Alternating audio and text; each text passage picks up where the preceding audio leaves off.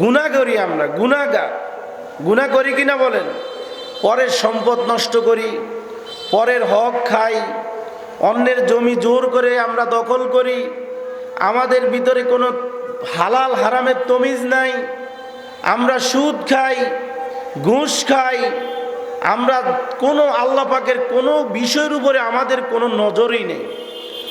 বলেন, আমরা যে সুদ খাই ভিতরে ভিতরে আল্লাহ কি দেখেন কিনা বলেন? দেখেনি? কেমনে দেখে? অহুয়া মাকুম আইনা মা কুনতুম আল্লাহু বিমা তা'মালুনা বাসীর। আল্লাহ বলেন, বান্দা তুমি যা করো, যা কিছু করো, আমি আল্লাহ তোমার সব কিছু দেখি। তা'মালুনা, আমি দেখি, বাসীর, আমি শুনি। বলেন সুবহানাল্লাহ। আল্লাহ কি দেখেন? দেখেন কি না? আল্লাহ অন্তর্যামী। আল্লাহ কি? আল্লাহকে ফাঁকি দিয়ে কোনো বান্দা আল্লাহকে ফাঁকি দিয়ে কিছু করার কোনো ক্ষমতা আছে? জবাব দেন, আছে? কিরামান কাতিবিনা ইয়ালামুনা মা তাফআলুন। দুই কান্দে দুইজন আসেনি? লেখেনি? ভালো করলেও লেখে, খারাপ করলেও লেখে, লেখতেছে 24 আওয়ার্স ডিসিপ্লিন হয়েছে। আপনার লেখতেছে, আপনি ভালো করলেও ডান কান্দের উনি লেখে, খারাপ করলে লেখে কে? বাম কান্দের উনি লেখে। এইটা কিয়ামতের ময়দানে এটা দেওয়া হবে, নেকি বদি মাপ দেওয়া হবে মিজানে। এই জন্য মুনাজাতে বলবেন, আল্লাহ কবরে, হাসরে, মিজানে, ফুলসেরাতে আমার উপর রহমত নাজেল করেন। আল্লাহর রহমত ছাড়া কিছুই হবে না।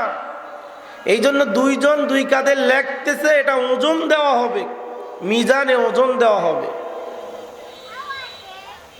রোজা রাখে না, গোপনে রোজা রাখে না, গোপনে খাবার খায়, আল্লাহ কি দেখে? কিয়ামতের ময়দানে, মাহশরে, কঠিন মুসিবতের সময় যেই শরীর নিয়ে এত ভয় করি, যেই শরীরের এত বেশি দেমাগ দেখাই, আল্লাহ পাক সেই শরীরকে সেদিন প্রশ্ন করবেন, সেই শরীর সেদিন জবাব দিবে। আল্লাহ পাক এই মুখকে সেদিন বন্ধ করবেন। আলিয়াউমা নাখতিমু বিআফওয়াহিহিম, তোমার মুখ কিয়ামতের ময়দানে বন্ধ হয়ে যাবে। ওয়াতুকাল্লিমুনা আইদিহিম, তোমার হাত কিয়ামতের ময়দানে আল্লাহর দরবারে সাক্ষী দিবে। কে সাক্ষী দিবে? জবাব দেন না কেন? কে সাক্ষী দিবে? ওয়াতাশহাদু আরজুলুহুম, তোমার পাও কিয়ামতের ময়দানে সাক্ষী দিবে। তুমি এই পাও দিয়ে হেঁটে হেঁটে অন্যায় করেছ, এই পাও কিয়ামতের ময়দানে তোমার জন্য, তোমার বিরুদ্ধে সাক্ষী দিবে। হাত তোমার বিরুদ্ধে সাক্ষী দিবে, চোখ তোমার বিরুদ্ধে সাক্ষী দিবে, তোমার অঙ্গ প্রত্যঙ্গ কাল কিয়ামতের ময়দানে সাক্ষী দিবে। যে স্ত্রীর জন্য চুরি করি, সেই স্ত্রী কি সেদিন বন্ধু হবে? ছেলে সন্তান হবে? আলিয়াউমা নাখতিমু আলা আফওয়াহিহিম ওয়া তুকাল্লিমুনা আইদিহিম ওয়া তাশহাদু আরজুলুহুম বিমা কানু ইয়াকসিবুন। সূরা ইয়াসিনে আল্লাহ বলেন, তোমার মুখ বন্ধ করা হবে, তোমার হাত সাক্ষী দিবে, পাও সাক্ষী দিবে, তোমার মুখ সাক্ষী দিবে। আর আল্লাহ পাক অন্য জায়গায় বলেন, ইয়াউমা ইয়াফিররু মিন আখি ওয়া উম্মি ওয়া আবি ওয়া সাহিবাতিহি ওয়া বানি। কোনো বন্ধু নাই। এ মুরব্বীরা, কবরে, ময়দানে, মাহশরে, কিয়ামতের ময়দানে কোনো বন্ধু নাই। কোনো বন্ধু আছে? স্ত্রী পরিচয় দিবে না, সন্তান পরিচয় দিবে না, বাবা সন্তানকে পরিচয় দিবে না, মা সন্তানকে পরিচয় দিবে না, স্ত্রী স্বামীকে পরিচয় দিবে না। ইয়াউমা ইয়াফিররু মিন আখি ওয়া উম্মিহি ওয়া আবি ওয়া সাহিবাতিহি ওয়া বানি। কেউ কাউকে পরিচয় দিবে না, নাফসি নাফসি নাফসি বলে বলে আল্লাহ পাকের এই ময়দানে মাশরে শুধু ছুটাছুটি করবে। কলিজাটা চলে আসবে গলায়, কলিজাটা কোথায় আসবে? আর জিহ্বাটা নাভির নিচে চলে আসবে, তামার জমিন হবে, 1.5 হাত মাথার উপর সূর্য আসবে। আল্লাহ রসুল বলছেন, যেই ব্যক্তি রোজাদার কষ্ট সাধন করে দিনের বেলায় রোজা রেখেছে, কিয়ামতের ময়দানে ওই রোজাদারের জন্য আল্লাহ রসুল সাল্লাল্লাহু আলাইহি ওয়াসাল্লাম হাউজে কাউসারের পানি দিবেন। বলেন সুবহানাল্লাহ। রায়হান নামক গেট আছে, ওই গেট দিয়ে শুধু রোজাদার ঢুকবে, ওই গেট দিয়ে অন্য কেউ ঢুকবে না। শুধুমাত্র রোজাদার ওই গেট দিয়ে প্রবেশ করবেন, অন্য কেউ ওই গেট দিয়ে প্রবেশ করতে পারবে না। রোজাদারের জন্য স্পেশাল মেহমানদারির ব্যবস্থা করা হবে।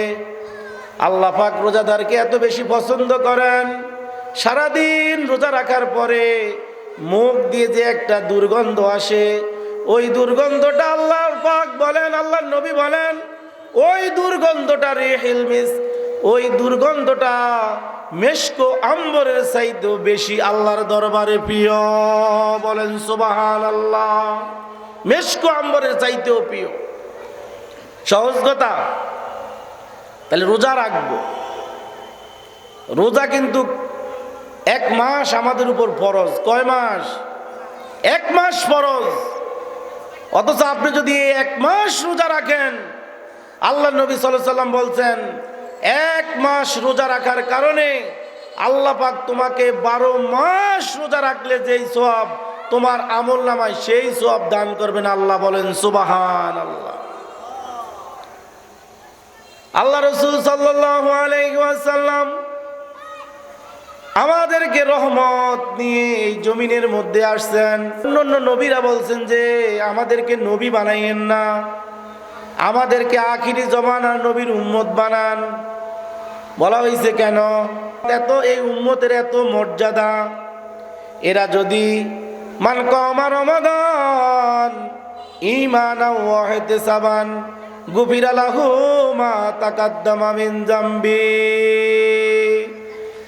আখিরি জমানার নবীর উম্মতেরা যদি ঈমান এবং ইহতিসাবের মাধ্যমে যদি তারা রোজা রাখে, বলা হয়েছে এই নবীর উম্মতের রোজার কারণে আল্লাহ পাক তাদের জীবনের গুনাহগুলি মাফ করে দিবেন। লাইলাতুল কদরে দাঁড়িয়ে দাঁড়িয়ে ইবাদত করে, গুফিরা লাহু মা তাকাদ্দামা মিন যামবি, তার জীবনের সকল গুনাহ মাফ করে দেওয়া হবে। মান কামা লাইলাতুল কদরে ঈমানাও ওয়া ইহতিসাবান গুফিরা লাহু মা তাকাদ্দামা মিন যামবি। আসেনি লাইলাতুল কদর? আসেনি? আসেনি? খায়রুম মিন আলফি শাহর, 1000 রজনীর চাইতে এই রজনী হলো শ্রেষ্ঠ রজনী। শাহরু রমাদান আল্লাযী উনজিলা ফীহিল কুরআন হুদাল লিন-নাসি ওয়া বায়্যিনাতিম মিন হুদা ওয়াল ফুরকান। সুবহানাল্লাহ বলবেন না?